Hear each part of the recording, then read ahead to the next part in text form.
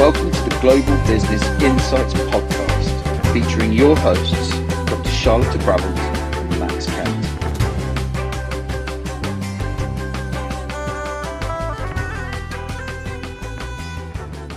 Good morning, good afternoon, good evening, everyone, and welcome to our Global Business Insight Podcast. Today, I have the great pleasure to have a very special person on the call.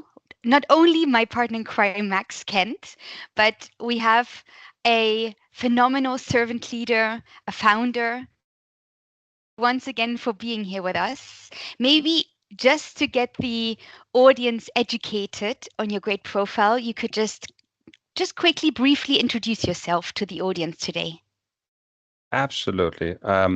So I've been doing procurement, supply chain for a good 30 years by now. So I was building mass procurement back in the days when it was like 2 people and a good idea. And then a few hundred people a couple of years later, we built up the regional procurement, a massive learning streak for us, coming from having nothing to having something and then realizing that maybe we needed to maybe granularize it a bit more. So I think we learned a lot in those years. Been on a long path around the globe. I did procurement across Africa. I was living in Madrid after Cape Town. I did all the asset management for Maersk as a group, except for the vessels for a couple of years, living in Holland.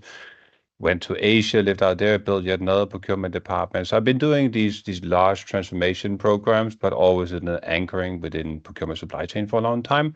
And part of that journey made us realize that we can only do so much with like brute force efforts, either as a consultant doing the advisory, as you know, or working in-house in the industries. And often what is lacking is the toolbox that helps the employees, either very junior or very senior, to actually perform better at their job without being too cumbersome and too difficult to use. So we tilted as we went along and said, okay, we really want to give a toolbox to people that they can just easily open, get some clear advice, and then, start executing and then close it down again, right? But something that's a lot more normal, like part of your day-to-day interaction, and not something you do like once every quarter when you look at the strategy that you forgot you ever made, right? So it's been a long but exciting journey, and now we're tilting it a bit. Absolutely. Well, it does sound very exciting. Maybe you can just tell us a little bit more about CostBits' mission, and now you're saying you're tilting it a bit. So how are you trying to revolutionize the procurement space?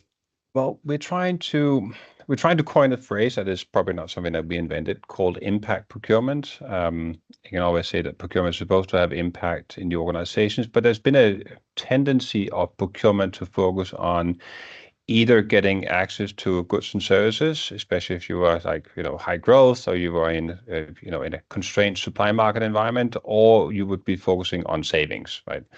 There's very few procurement departments I've met that doesn't have saving as somewhere as part of their KPI tree, and end of the year, it tends to be the only one they discuss about, and the other X amount of KPIs they invented, right? So we wanted to say, okay, so we've been living that whole savings or getting access to services and goods, which is less savings driven for, at least 25, 30 years by now.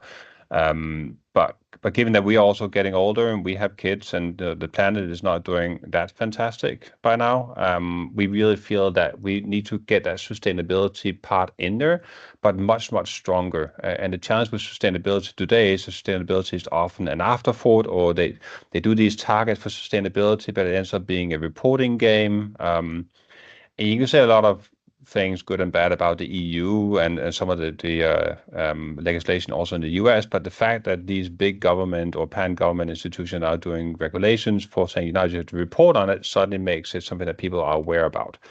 We don't like reporting too much, right? We like to do stuff, right? I mean, we come from operations, so we did dispatching, we've done the POs, we've been working at the warehouses, we work with blue collars. So we want to take that notion of saying, okay, I want to get my savings, I want to get access to goods and services, but I do want to maybe not mess up the planet as much as possible in the meantime. So CostBits' mission really is to combine the cost with the sustainability impact. So when you make that strategic decision for your supplier base, or that semi-tactical for which contract to use, how to use them, or the actual operational execution on where should I buy from so the contract to live, we want to embed our data fully enriched into those flows, so you can make the real decision to buy hopefully cheaper or better, but also while having a slightly maybe less black or more green footprint. That's really what we're working on, and just that takes a lot of data. It just does. So we started with the analytics space, and we're really moving into how do you manage your spend, but also your impact on the planet. Okay, this is brilliant, because I think this is one of the reasons I really want to speak to you and have you back on the podcast. Because when we spoke before, the first podcast you did was more, I think, a wider conversation about procurement in general and our thoughts on procurement and how digital will help. Obviously, looking at your, how you've moved CostBits along, bringing cost back into the conversation. Actually, I've seen loads online over probably the last 10 years. Procurement's not just about cost, it's not just about savings. It's, yes, of course, it's about supply management and these other things as well, but there has to be, like you said, there has to be a saving element, there has to be a cost saving, there has to be the rest of the business look at that bottom line savings. So now this has come full circle and you're bringing technology back into that cost saving piece. What are the things that sort of set you apart from other sort of similar solutions and addressing those sort of common pain points, data just being one of them? Well, I think there's quite a few things. So if you take it just from the start, if you consider our old core solution is very much still spend analytics, now it's also sustainability analytics. But for most organizations to get onto a platform like this, you're looking at, if you're a small media and you have a D-scope, maybe 3 months of implementation time, and all the hassle and the pain points with legal and with IT, and all the usual stuff, and everybody gets involved and don't have time for it. So it takes time. It's a heavy investment. If you're a larger company, you're easily looking at 6-9 months of implementation time. Right. But given that we made a choice of saying that does not work, because given we come from procurement, I mean, I don't like to buy stuff that I haven't tried first. Let's just be completely honest. I really want to see it, and I want to see it with my data. So we've flipped it entirely. So if you're a small, mid-sized company, we can onboard you in a few days. Right. We just need to know exactly what ERP system you're using. So we can take it in. It also means a lot of our AI engines, a lot of our tech development, we used to be, I would say, 70-80% front end and maybe the rest back end data. We completely flipped that, because we think anybody can make a nice graph with good data. The challenge is really the data. Right now, we can do different things in our front end because we have our own code, so you can manipulate it completely different. This is not a Power BI or Tableau tool, right? It's a vastly different management process we're looking at, but we need to get the data in order. So a lot of our AI focus is really on how do we get the data out, how do we categorize it, how do we clean the suppliers, how do we clean the items, and how do we do that in a fast way, and how do we come with a really, really qualified guess so that, Max, if you're using a tool, you can get onboarded in 1 or 2 days. If you're a small, mid-sized company, you can look at it and you can get a feel for it, say, do I like it or not? And if you want to manage your data, you can manage that within the tool without having to say, wow, I don't like it, I'm going to send an email to Charlotte, who now have the unfortunate job of being in master data, right? And then Max will send you an email and maybe you'll fix it in 3 months, and then Max, maybe she will get it right. We don't think that works. You need to be a lot faster. So you can just, in our tool, just manipulate it, and then instantly everybody can see the change. That's a huge difference. And that's just for the onboarding, of course. And then we have vast enrichment for making sure it's not just cost, but it's also the sustainability piece. So when you can make a choice, you can make the right choice. The right choice has to be cost, but it also really should be the right choice from a sustainability perspective. And I think if people were, from a business perspective, naturally motivated to try to protect the planet, they would have done it. Now, we haven't really been good at doing that, right? So I think we just got to be realistic and honest and saying, if we cannot motivate with money, we cannot motivate for sustainability, right? And it doesn't help if you motivate a company for sustainability and then are buying the wrong and the most expensive products, because then in a couple of years, they'll be dead, and then the polluting guys will be winning the game, right? We need to do both. And that's what we do. And it just takes a massive data engine. And then, if you want to make a fancy graph on top, you can do that. Now, we've done it for you, but, that's really the huge change for us since we spoke last time, which is, I think, a year and a half ago. It's been a dramatic ride for us. It sounds exciting, though. And I have to say, making the right choice, what you just said, it really resonates with me, because I've also been working this year on a project, making the right sourcing, the right decisions, and yeah, it all comes down to making that right choice. So It does, but yeah, here's the thing, right? People don't have time for it. mean, they want to do this, but you're Yes. super time and resource constrained. So we need to make that easy. Right. So when you have the strategic discussions with your sourcing or category management teams, or the semi-tactical ones with your stakeholders, or the operational one with your dispatch call-off team, you need to be able to just open the tool and see it, and then you can look at it. Right. It doesn't work if you have to go back and say, I think I want to discuss this. Then we get back to you in 2 weeks when I've managed to get the data out and maybe clean it and maybe enrich it, and then hopefully it's still valid for us. No, I want to open it and then just do it within a few seconds. I love it. And now let's stay on that slogan. You want to see it in a few seconds, but you're dealing with an overwhelm of a data flood. Maybe you can talk and with the right, making that right choice within all that data, maybe you can just discuss a little bit more how AI is then helping you to improve efficiency and accuracy in helping to make that right choice for procurement professionals. Absolutely. And I think to keep it simple, it's two connected but very different paths. One path is on getting the data ready, which I think is completely ignored by people who just think that this is very easy or who hasn't tried it. But for all of us who's trying to say, okay, we're using this fantastic ERP system, I want to get the data out and get it clean, get it recategorized, take out all the crap that's already in there. That is a huge task, right? We do all that, like that's just part of the product. So yes, you get all the fancy front end, all the really heavy algorithms, right? That's the one we started by building, but we also manage your data for you, right? So that's the first step, because getting access to data typically is where people stop. Or they take that old report that somebody pulled out like 6 months ago, but the world changes. Even in procurement, we may not be the fastest ones to react, but if you go down to the operations, they react day to day. So you need to get live data, or semi-live data at least, and we get live data. So I think you have one path, which is really getting the data right, getting it enriched, just getting all that done without giving you the headache of doing it. That's just there. That's your baseline. Assume the world is clean, which it never used to be. Now we made it clean for you. The second part is all the advanced algorithms we put on looking at it, like where do we see gaps? Like where do we see trends that doesn't fit? Where do we see non-compliance to your contract, non-compliance to your payment terms, etc.? And that is unfortunately all dependent on the data in the system, but you can always see behavioral patterns that we can then flag. And then, Max and Charlotte, you can log into the system and you can look at it and you can discuss it. And you could decide to do something, or you could decide not to do something. But at least I can point you straight into an issue area where normally you would not know it's an issue, because you may not even if you get the data out, you may not have the skill set to analyze the data in a way that guides you correctly. So our job is to guide you, give the transparency, and then guide you to where you should focus. And then the rest is up to you. Okay, makes absolute sense, and I totally agree with you that bad data in gives you nothing you can report on. There's no point trying to visualize a graph with bad data in it. So I think the cleansing aspect is, you're absolutely right, is where a lot of companies just stop. They don't, or they'll try and implement something and it just doesn't work. In terms of once you've got the data in there, then, so that, assuming that is all correct, what differences has CostBits got now in terms of the data-driven predictive analytics, those kind of bits where, great, we have got it visualized, we can trust the data. In my experience, when procurement people have that, they then just go to, well, how much have I spent with my suppliers?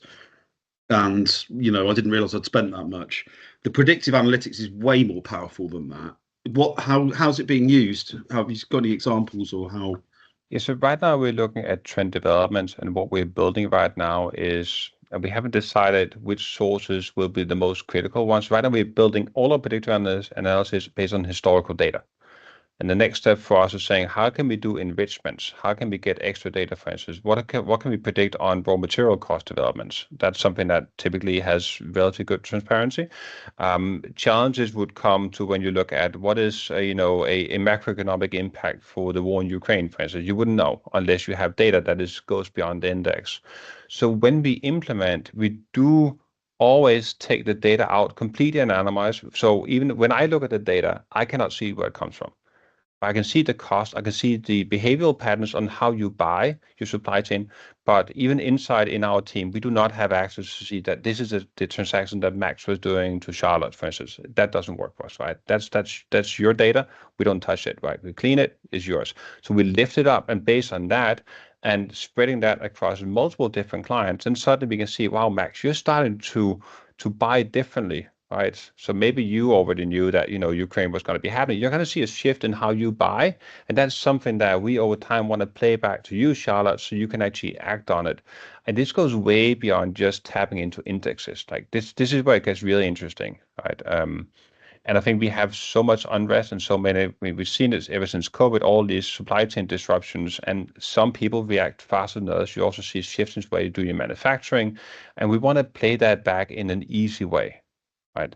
So it's more that we do for predictions and playing back. These are really the current events. Like, do you want to react or not react to it? Just working on indexes, but index manipulation, forecasting on cost, that's coming within the next couple of months. We think the other one is even more powerful. It does sound very exciting. But Thomas, I would like to steer the conversation back to what you mentioned at the beginning: impactful procurement, impactful sourcing, or the magic word right, making the right choice. How is CostBits contributing to addressing Scope 3 emissions and promoting sustainable procurement practices? Yes, Maybe you can elaborate a little bit more. Absolutely.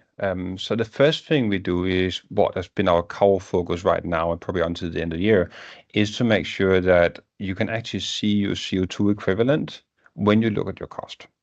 Right? They tend to be completely disconnected. So procurement now has, or for legal reporting reasons, procurement have now been given the task of make sure we deliver data points for reporting on Scope 1, 2, and 3. Right, Scope 1 and 2, like very clean. Scope 3 is kind of a mixed bag of everything, so that's somewhat complicated, right? Procurement don't have the bandwidth for it; they don't really like it, so they do it ad hoc once a year, every 6 months, whatever the reporting comes. So we're doing that on the fly. So all our back-end categorization, all our cleaning really feeds into one, presenting your cost picture, but also doing that enrichment. So you can at the same time see all of it, and then you can start to make some of this decision. If you then want to use the CO2 equivalent for your reporting, fine. You can just, you can just extract it, click it, share it. That's freely available for us. But I think that's a key thing. There's a few complexities when it comes to Scope 3. There's some of the allocations, the categorization is based on behavioral patterns. So, for instance, we have a very large car dealership, which is one of our clients, and there's a big difference between whether or not they buy a car for own usage, because then the CO2 footprint they have to report is during the lifespan of the car for them, or if they buy a car because they want to sell to you, Max, because then I think they get 15 years of CO2. Right? So there's some of these things you just cannot do easily. So what we've done instead is saying, that is fine. We will auto categorize all the things where we don't have doubts, and the rest, you can just do a drag and drop. And then you could do this in a few minutes. And if you do it on the fly, maybe you spend 20 minutes a week on it, and then you're good to go. And it's always updated. And it always, of course, updates also retroactively, right? So if you do it once, it learns from that one. So any interaction you have in the system with our data always goes back into a learning pattern to our AIs. So you don't have to do it again, and then extrapolate based on that for the next data set we're going to get in a few seconds. And maybe just a note on that one. So when we got into Scope 3, it was actually because we were working with this client and they had to do manual reporting, and they had hired this, very unfortunate, very nice woman to sit and do this full time for 6 months. And we just decided that we think we can do this better. And when we were done, even in the beta version, she could do it in a day, and now we can actually do it for you. You need to make a few decisions, but it's quite fast. Yeah, I think it's where this gets more complex. You have to provide a little bit of that service to guide the customer along, Yes. to make sure they're using the tool. I think in my experience, I've seen people buy carbon management Scope 3 tools. They've looked at the report and go, oh, okay, there we are. And then that's the last time they've logged into it, unless they have that sort of account management and development, and to show them the best things to get out of that. So going to kind of ask two sort of questions at the same time here, really. So what have the customers, have you got any success stories, firstly, of how any customers have used these tools and achieved carbon emission savings, any significant savings you can share? And then from that, where do you see the next stage of CostBits? Are those customer stories the sort of signpost that will take you into the next evolution of CostBits, do you think? Sure. Definitely. So from a current success story, we've been very much focusing on cost reductions to start off with, and we still tend to see about 4 to 11%, depending on the maturity, the categories, the size, the local supply market, etc. All those database behavioral patterns of actual cost reductions, where they now can log in and then get guidance saying you should be looking at this category. In this category, by the way, you should be looking at contract compliance or PO compliance or cash flow based on your payment terms and behavioral patterns within payment flows, and that generates savings. So that we definitely had. Now, what we always do when we develop any new feature is that we basically have a lot of these client feedback meetings saying, what are you looking for? We take it all in, and then when people start to repeat the same thing, like they did on the scope 3, how do we do categorization easier instead of wasting somebody's time for 6 months? Then we build it. We always build it with the clients, right? So that's I think that's been a huge thing. There's definitely some things that are from a time waste perspective, I would say, which is not really, that was not our initial focus, was not to also make it easier from a data management perspective. That's very much something that's grown on us for the last year and a half. So we keep on getting this, it's too difficult to get the data out. So we got the data out. It's too difficult to clean and categorize it. So we did the AI engines for that one. It's too difficult to categorize for scope 3 because there's so many questions. So we built that. So there's a lot of extra things that we honestly did not expect when we started this, but we're now seeing that that's the real power of the tool, is that we can both evolve on the tool, but we can also make sure that a lot of the stuff that is not really generating real impact by procurement, we can either take it away or we can make it so fast and so simple that it's a minor task for somebody in procurement to get this done right. And I think that points into our evolution going forward. There's a whole stream of features coming up in the next 3 to 6 months, and we only do co-development, right? So we look at this price indexing that you referred to before, Max, like how do we do index modulations for predictive price development? That's already in the works with a client. We are considering, should we do bill of material comparison features? Because we do a lot of production companies, a lot of retail, right? But especially within production, doing the simple ad hoc comparison between bill of material just makes a lot of sense. So I think that there's a whole bunch of features coming, right? And I think the big power of the new platform we have is that now we have much, much better data, because it's been a huge focus for us for the last year and a half. So now we can actually build this. So some of these ideas are not new, but the data was, pardon my French, it was so crappy that even if you build it, it would be very hard to use. But now we have much more clean data, so now we can actually use it, right?